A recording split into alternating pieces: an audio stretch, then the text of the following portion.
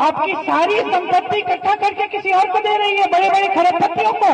उनके लिए एक दिन में गुजरात में एयरपोर्ट अंतर्राष्ट्रीय बन रहा है, और उसी जगह थोड़ा आगे जाइए वहां एयरपोर्ट ही नहीं है, कोई पहुंचने का साधन ही नहीं है। तो ये क्या हो रहा है देश में? इसके प्रति आपको जागरूक होना है। ये संविधान बदलने वाली बातें, ये आपको कमजोर करने वाली बातें, ये जो टीवी पे हर रोज आपको दिखाया जा रहा है, ये सच्चाई नहीं है। टीवी की सच्चाई नहीं है। सच्चाई ये है कि ये लोग सिर्फ खरबपतियों के लिए सरकार चला रहे हैं। पूरी तरह से इन्होंने गरीबों को, किसानों को, मजदूरों को, मेरी बहनों को नकारा है। आपकी समस्याओं का कोई समाधान नहीं निकाला। रात को भी आज ये परिस्थिति बना दी है कि आवारा पशुओं की पहरेदारी आपको करनी पड़ती है अपने खेतों की।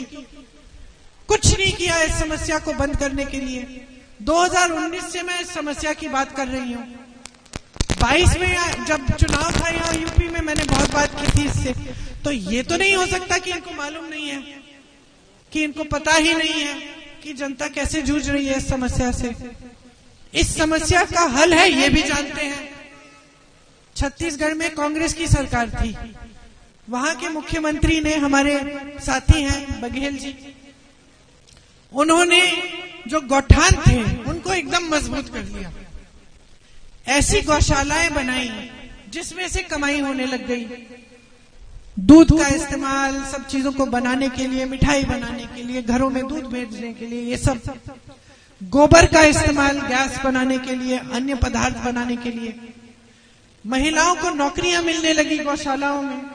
60-70 हजार कमा रही थी वो सिर्फ गौशालाओं में काम करके। गाय जो आवारा पशु है उसका गोबर सरकार खरीद रही थी। तो जब सरकार ने कहा कि हम गोबर खरीदेंगे, तो पब्लिक ने कहा कि ये तो अच्छा है, फिर हम इन पशुओं का हम देखभाल कर लेंगे क्योंकि हमारी कमाई हो जाएगी। हम गोबर बेचेंगे, सरकार गोबर गैस बनाएगी उसका, और हमें हमारी कमाई हो जाएगी, हम पशुओं को संभाल लेंगे। तो इसका समाधान हो गया छत्तीसगढ़ में। मैं ये भी जानती हूँ कि प्रधानमंत्री खुद इस समस्या के बारे में जानते हैं, क्योंकि उन्होंने छत्तीसगढ़ के मुख्यमंत्री जी से पूछा था कि क्या किया है तुमने, कैसे मैंने सुना है कि गौशालाएं तुमने बनाई हैं। तो ये पूरी बात, ये सारी जानकारी इनके पास है। सरकार है 10 सालों से। यहाँ की गौशाला देखिए आपने, चारा नहीं है, पानी नहीं है। आप धर्म की बात करते हो, गौ माता की बात करते हो, चारा नहीं डालते, पानी नहीं है, छत नहीं है, बेचारी धूप में लेटी हुई है। और जब मैं 2 साल पहले यहाँ थी तो तमाम वीडियो निकले थे, इन्होंने सब दबाए, लेकिन तमाम वीडियो निकले थे जहाँ इतनी सारी गाय ऐसे ही धूप में पड़ी हुई, कोई किसी को जानवर, दूसरा जानवर खा रहा है, कोई बीमारी से मर रही है, और ये लोग बुलडोजर के ऐसे खोद के इनको दफना रहे हैं। तो ये परिस्थितियां हैं। 55 साल से कांग्रेस की सरकार रही है इस देश में। किसी ने आपके मंगलसूत्र को, आपके गहनों को किसी ने छुआ है? बल्कि इंदिरा जी ने अपने गहने दे दिए थे देश को। पंडित जी ने अपनी जितनी भी जायदाद थी वो दे दी थी देश को, जब देश आर्थिक संकट में था। इंदिरा जी ने तब दिया जब जंग थी। मेरी माँ का मंगलसूत्र तो कुर्बान हुआ है इस देश के लिए। और ये लोग ऐसी बातें कर रहे हैं। जो इनकी राजनीतिक सभ्यता है वो यही है कि सत्ता लो, अपने बड़े बड़े खरबपति मित्रों को, अपने नेताओं को के भविष्य को मजबूत बनाओ, देश की संपत्ति उनको पकड़ो, और देश का जो आम आदमी है, जो गरीब है, जो मजदूर है, जो किसान है, जो गरीब महिला है, उसको खाई में छोड़ दो। क्योंकि ये सोचते हैं कि जब तक आप खाई में रहेंगे तब तक आप जागरूक नहीं होंगे। ये सोचते हैं जब तक आप गरीबी की खाई में रहेंगे तब तक टीवी पे कुछ भी दिखा देंगे, आप सच्चाई मान लोगे। तब तक कोई आके आपको कुछ भी बोल देगा, आप सच्चाई मान लोगे। आज प्रधानमंत्री जी खुद झूठ पे झूठ बोल रहे हैं, कोई पूछने वाला नहीं रहा। ये सारे टीवी वाले जो है सब खरबपतियों के लिए काम कर रहे हैं। सारी बड़ी बड़ी खरबपतियों की कंपनियां हैं, कोई सच्चाई नहीं दिखा रहा है आपको। मुझसे पूछते हैं, जब मुझसे पूछते हैं मैं उनसे उल्टा सवाल करती हूँ कि आप बताओ आपको क्या लगता है? मुंह बंद हो जाता है, बोल नहीं पाते। क्योंकि इन सब का मुंह बंद किया गया है। तो देश में जागरूक होना ना आज आपकी सबसे बड़ी जिम्मेदारी है। जिस तरफ आप देखो, चाहे महिलाओं को देखो, किसानों को देखो, मजदूरों को देखो, किसी भी गरीब को देखो, इनके दिल में आपके लिए कुछ नहीं, कट गए हैं जनता से। एक जमाने में जब वो कहते थे कि मैं भी गरीब था, हो सकता है उस समय समझते होंगे, आज सिर्फ महलों में घूमते हैं, सिर्फ बड़े बड़े खरबपतियों के साथ कट गए हैं जनता से, और उनको कोई परवाह नहीं। वाराणसी उनका क्षेत्र है। देखिए, यहाँ अमेठी रायबरेली क्षेत्र है, प्रधानमंत्री के क्षेत्र रहे। इंदिरा जी आती थी, आपके घरों में जाती थी। मैं छोटे से गांव में जाती हूँ, कोई कहता है कि यहाँ तुम्हारी दादी आई थी, और कोई बुजुर्ग होगा उस गांव में जिसको याद होगा कि मैं आपकी दादी से मिली थी, या मैं आपकी दादी से मिला था, दादी जी ने ऐसा कहा, वो यहाँ आई थी, उन्होंने ये काम कराए थे। अमेठी जाती हूँ, वहां पे बताया जाता है पिताजी खुद गाड़ी चला के जाते थे, घरों के अंदर समस्या होती थी उसको सुलझाते थे। मैं हवाई जहाज से आ रही थी यहाँ, मैं बता रही थी अपने साथियों को, क्योंकि वो कुछ नौजवान हैं, मैं बुढ़ी हो रही हूँ, तो मैं बता रही थी उनको कि जब हम आते थे तो तमाम जमीन उछड़ होती थी, सफेद होती थी जमीन, ऊपर से दिखता था, और मेरे पिताजी ने ऐसी स्कीम लाए उस उछड़ जमीन को ठीक में हरियाली लाने की। तो जो अमेठी में आज हमें हरियाली दिखती है, वो एक आपसे पूछना चाहता हूँ कि जो 10 साल बीते हैं मोदी जी की सरकार के, योगी जी की सरकार के, इसमें आपके जो जीवन में तरक्की आनी चाहिए थी, आपको लगता है कि ये तरक्की आई है कि नहीं आई है? नहीं आई है। क्यों नहीं सोचा है, क्यों नहीं आई है?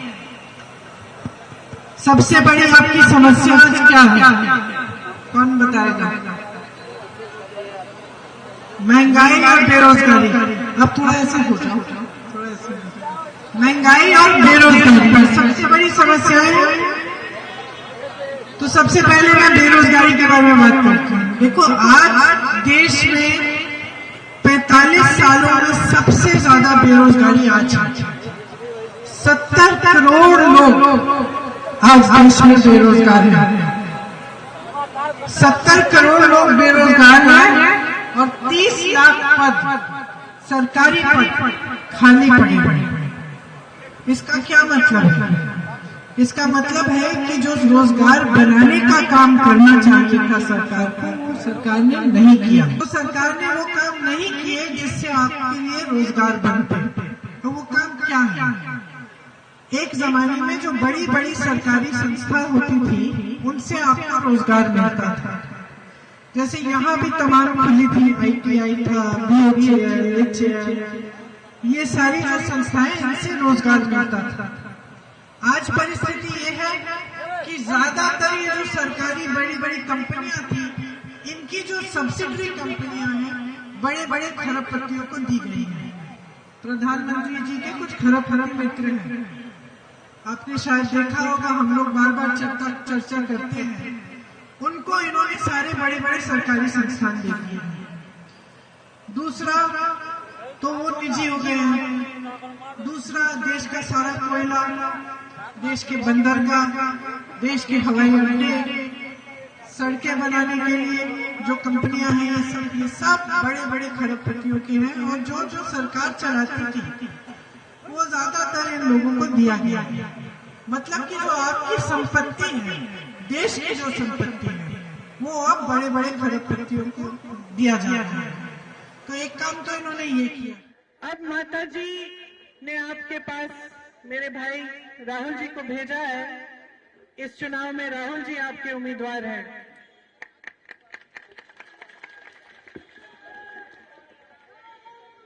आपको मालूम होगा कि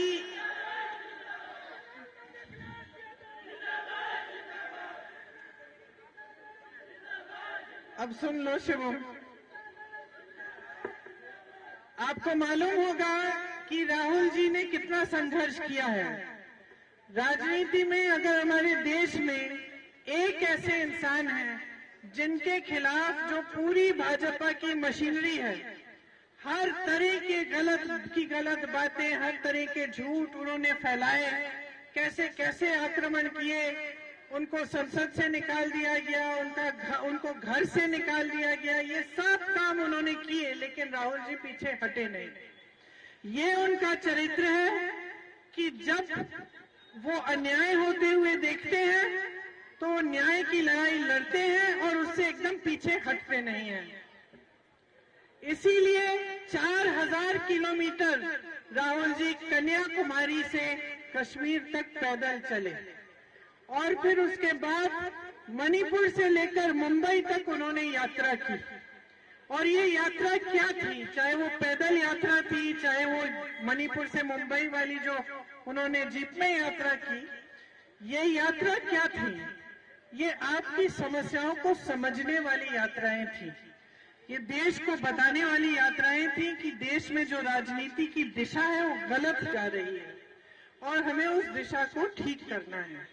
जो हमारे राजनीतिक असूल हैं, जो महात्मा गांधी जी ने जिनकी नींव डाली और जिनके आधार पर हमारा स्वतंत्रता आंदोलन हुआ, जिसके आधार पर हमारा देश आजाद हुआ, वो असूल क्या है, उनके बारे में जनता को याद दिलाने वाली यात्राएं थी। आज देश में सबसे बड़ी 2 समस्याएं महंगाई और बेरोजगारी है कि नहीं? बहनें बैठी हो, कुछ खरीदने जाना पड़ता है, त्योहार होता है, कुछ खरीदना है घर के लिए, नए कपड़े, बच्चों के लिए फीस भरनी होती है, कोई बीमार हो जाता है या घर में कुछ ऊपर कुछ छत में कुछ टूटा है, पानी टपक रहा है, उसकी मरम्मत करनी है। कुछ भी हो, जब खर्चा करना पड़ता है तो घबराहट होती है, क्योंकि आज इतनी महंगाई बढ़ चुकी है मोदी जी के राज में कि जो आम जनता है वो अपना गुजारा कर ही नहीं पा रही है।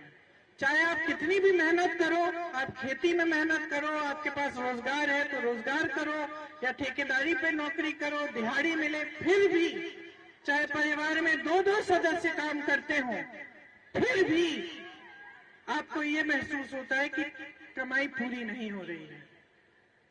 इसके आपके लिए स्कीम लाने के बजाय, आपकी मदद करने के बजाय, समर्थन करने के बजाय मोदी जी की सरकार ने क्या किया?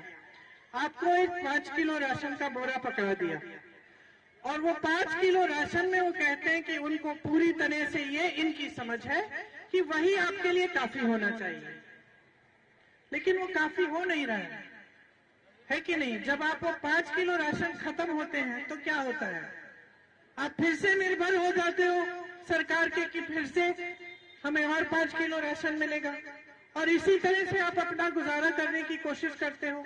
आज खेती कर रहे हो, खेती के सारे सामान पे जीएसटी है कि नहीं? इसका मतलब है कि जो पहले सामान एक दाम पे मिलता था आज उससे ज्यादा दाम पे मिल रहा है, तो महंगाई बहुत वहां पे भी उसका असर पड़ रहा है। तो खेती से जो पहले कमाई होती थी वो कमाई भी नहीं हो रही है। पहले आप खेतों में मजदूर भी रख पाते थे, अब आप कहते हो कि जितना हमसे हो जाए हम कर लेंगे, ज्यादा मजदूर रखेंगे तो और कम कमाई हो जाएगी। बेचारा मजदूर भी भटक रहा है काम ढूंढने के लिए, उसको भी काम नहीं। सफाई दे रहे हैं प्रधानमंत्री, मैंने देखा पिछले 2-4 दिनों में बहुत सफाई दे रहे हैं, बहुत सफाई दे रहे हैं।